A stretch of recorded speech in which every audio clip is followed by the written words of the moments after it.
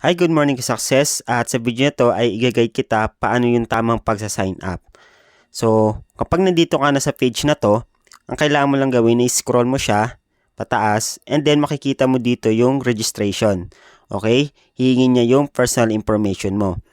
First name, middle name, last name, address, mobile number, email address, and then yung desired username and then password mo. So, kailangan mo lang itong fill upan.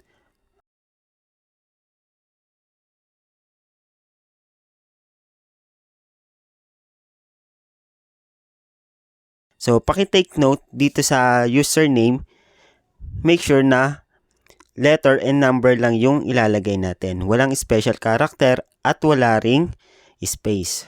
So, halimbawa, lagay natin dito.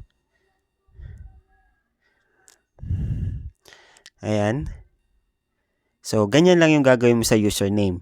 And then sa password, make sure na isusulat mo at matatandaan mo dahil once na hindi mo siya natandaan is mahirap siya i-retrieve or pwedeng hindi na natin ma-retrieve. So, gagawa ka ulit ng panibagong account.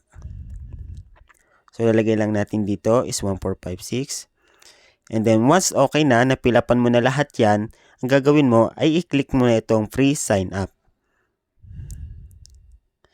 And then, successfully save. So, ayan, meron tayong account or nakapag-free sign up na tayo dito.